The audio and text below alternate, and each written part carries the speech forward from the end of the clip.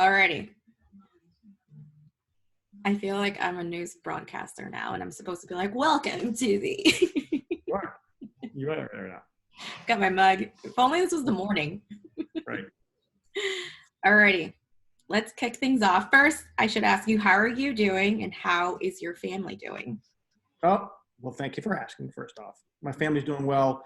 Had a little scare with my parents, but thankfully everything came out great. All negative, so that's a plus. Great. How are you doing? Good.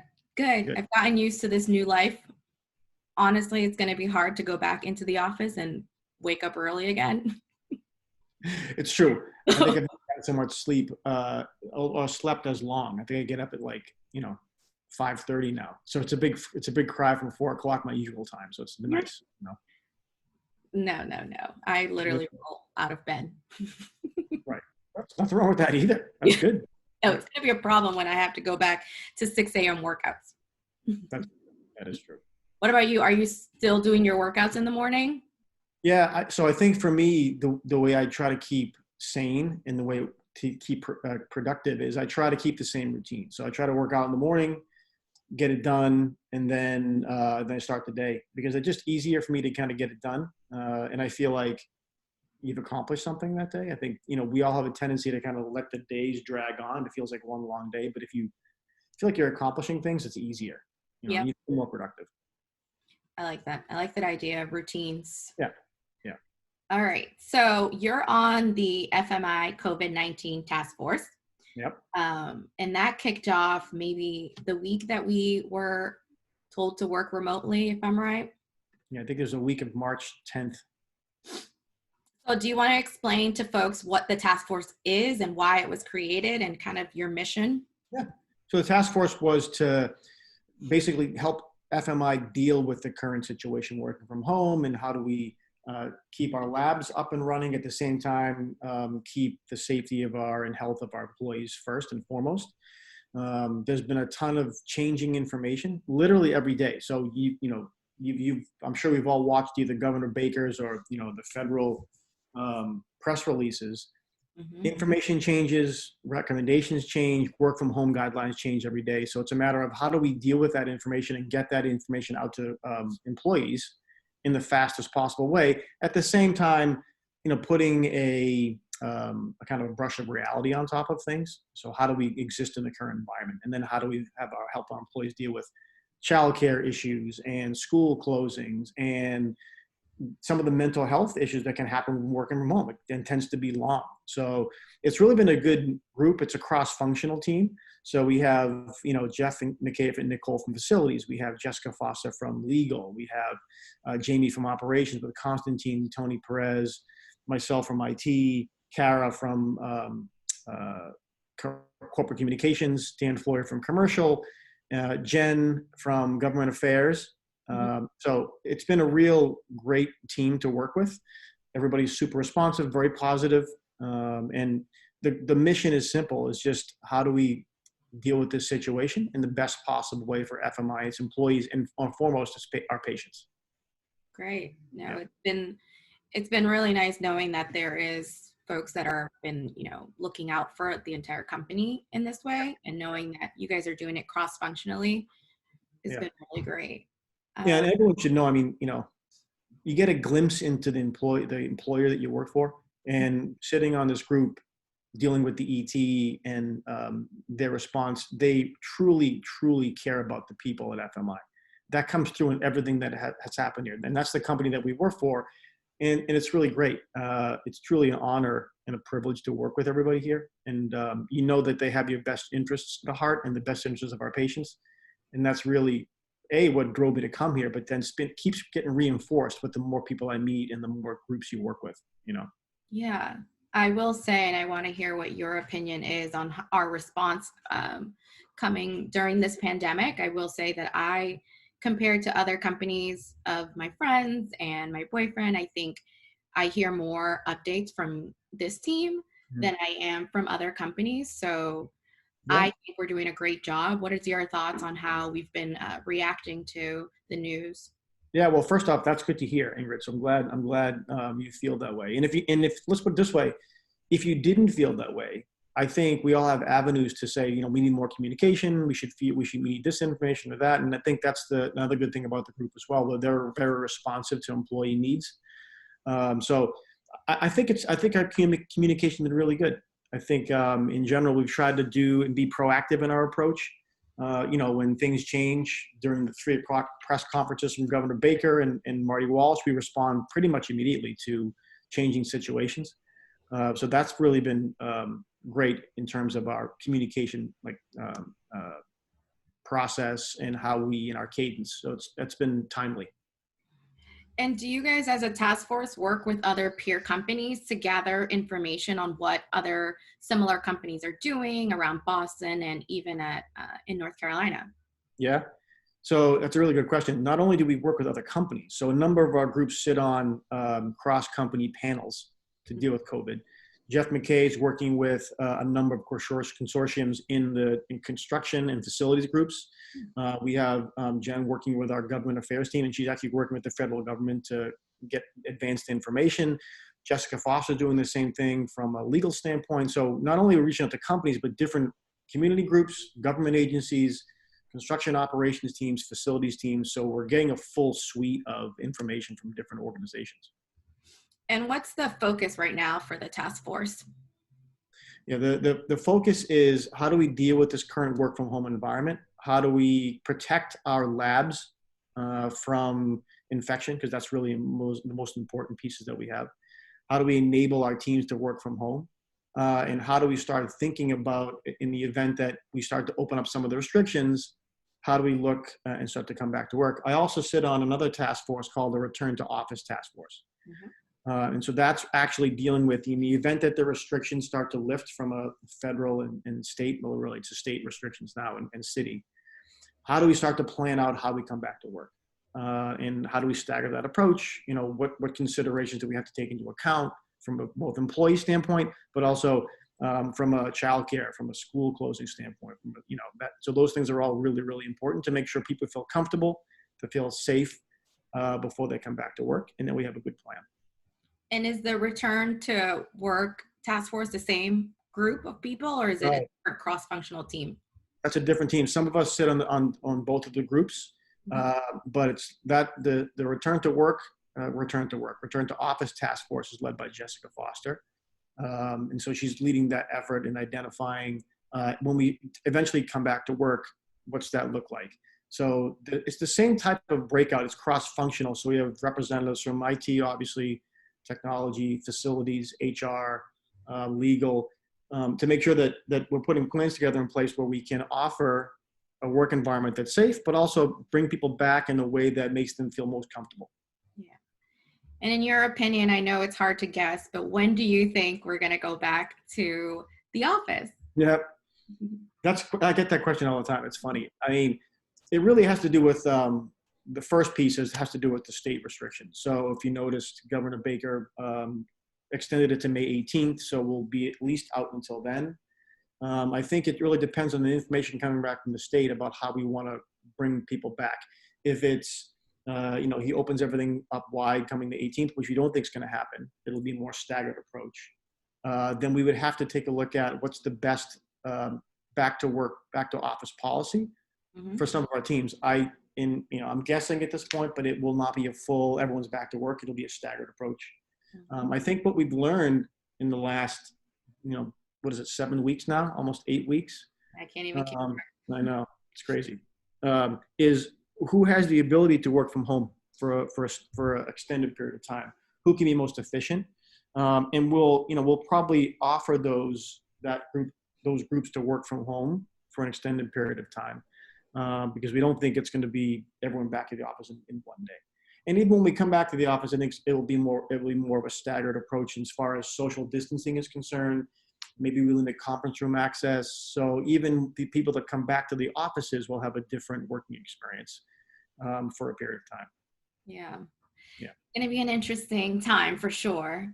Yeah. It is. It's certainly unique. It's different. It's changing every day. So, you're not bored, that's for sure. I know it's difficult for everyone to work from home. It's hard. It's hard for everybody. And I just want to encourage people to disconnect when you need to. It's hard to disconnect because people feel like they need to work all the time, which is absolutely not what we want. End your meetings early to get up and walk around. Maybe schedule, instead of it's an hour-long meeting, schedule half-hour meetings. Make sure you're ending your day at a certain time so you can disconnect fully. And on the weekends, certainly disconnect. I mean, if you're not in an essential service like a lab, you have the ability to do that. But I highly recommend people disconnect. And so there's definitive parts of your day. There's time for work. There's time for family.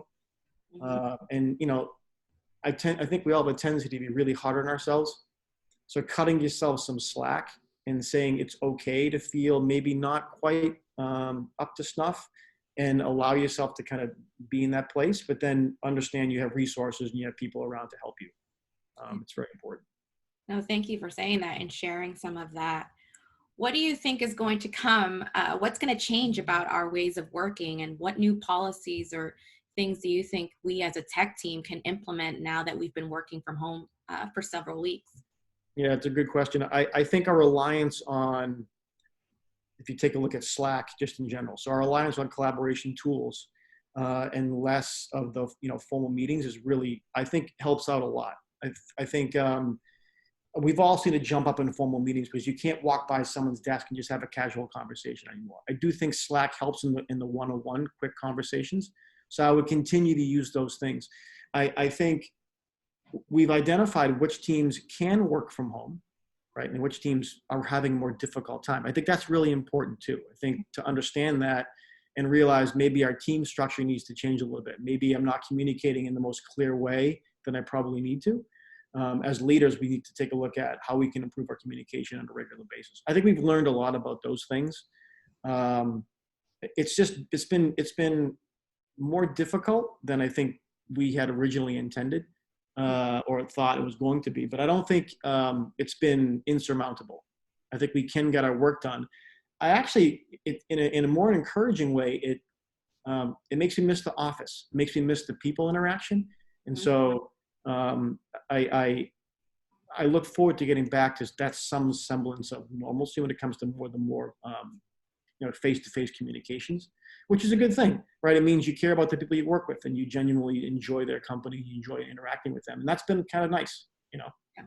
Yeah. No, I'm with you on that. Yeah. I'm excited to get back when we do it correctly and Right. safely. Right. Yeah. Right.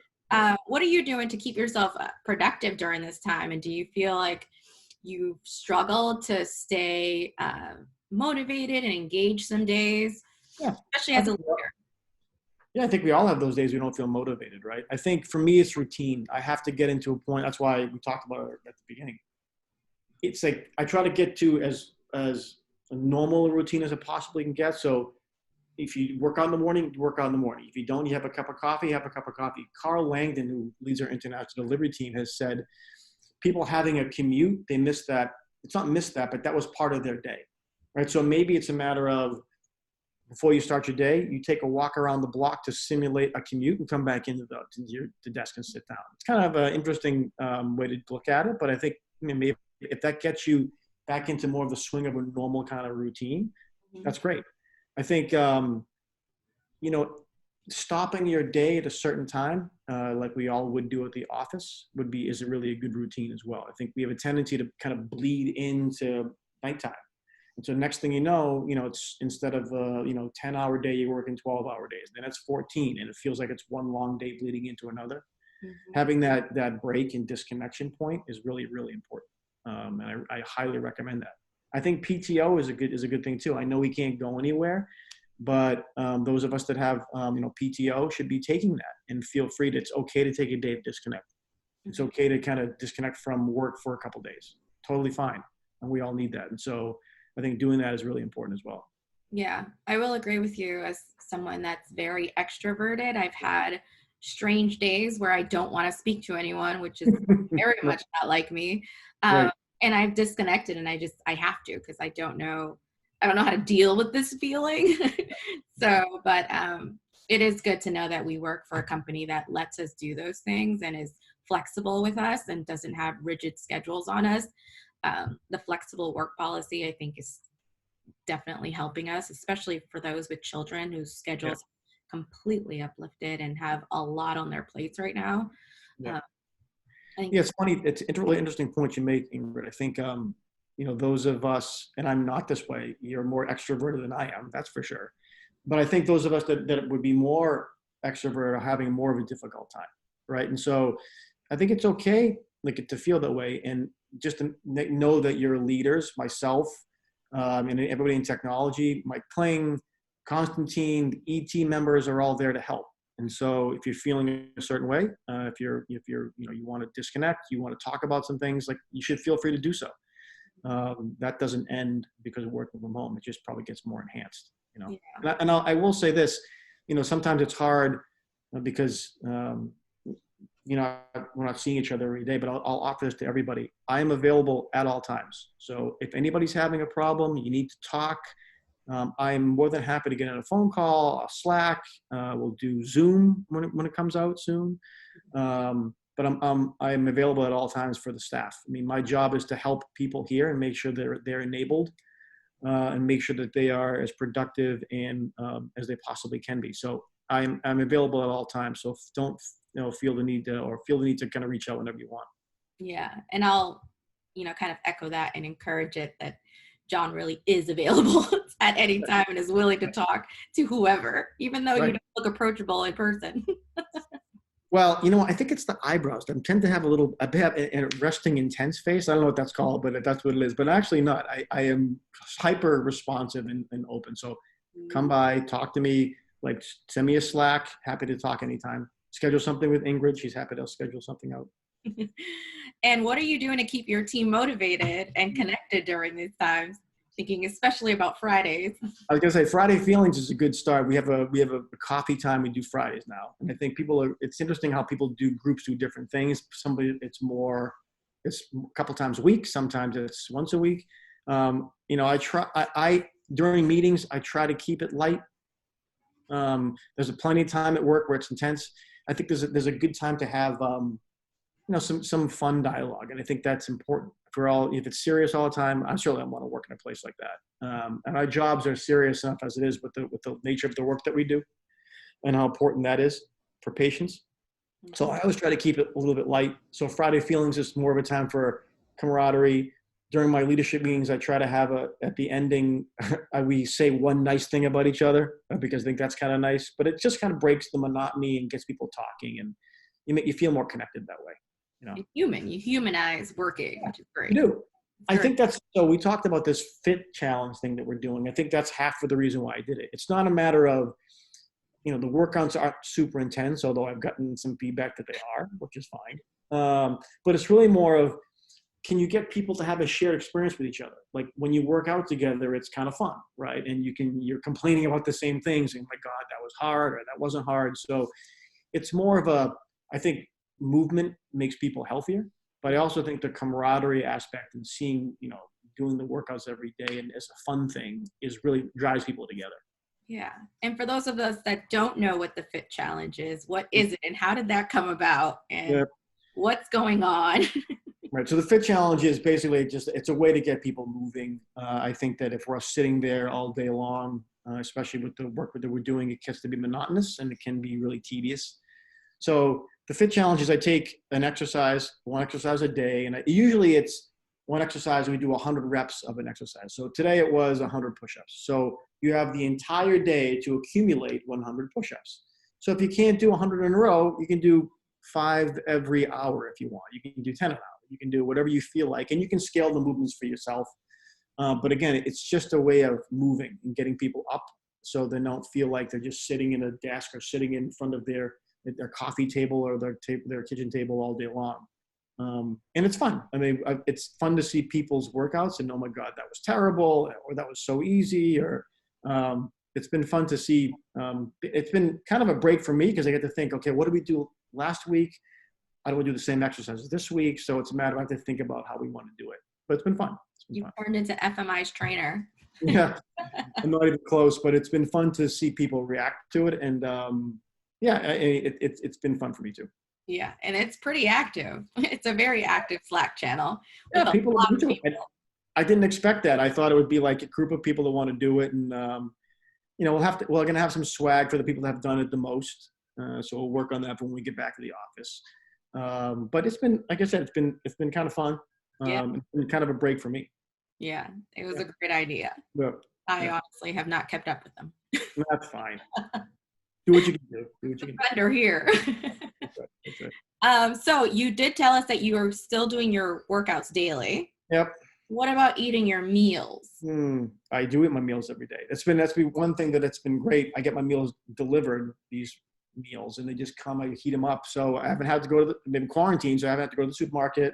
Haven't had to go to do anything. It just come and I eat them. It's been great. It is a little boring. I'm not gonna lie, and I miss my. What I want to do so badly is I want to go to Pizzeria Regina and eat an entire pizza. That's what I want to do. I think that's what I want to do when this quarantine ends. When we finally open up that Pizzeria Regina down the street, I'll be going there and sitting down eating a whole pizza.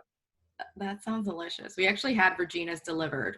Ah, God, I love that. I love that. Oh man. And for those that don't know, fun fact, you prior to this never used your stove. That's right. It was a big event for me. My daughter was staying with me for a little while, and I'd never used my stove. And so she wanted to make spaghetti, which we did. And then I'd be making hamburgers for her, and other things. But I'd never turned the stove on. And now I will say the stove's been on, but the oven's never been on. So my streak is intact. Wow. Yeah, that's right. For how many years now? Since 2014. It's great. It's really great. That's probably too much information. Oh man. Oh, well, what do you miss the most about going into the office? What do I miss the most? Mm-hmm. I miss the people. I mean, I really, truly miss the interaction. I miss, if you notice me in the office, I try to walk around a lot and talk to different people. And I think having those touch points, you get to know people better. You get to know and get to understand, and you're interested in their lives, and you're interested in their working environment, and what makes them happy. So I do miss that quite a bit. What about you? What do you miss the most? I definitely miss the people. Talking to just different people all day is basically what I do. I miss just interacting with other human beings all day.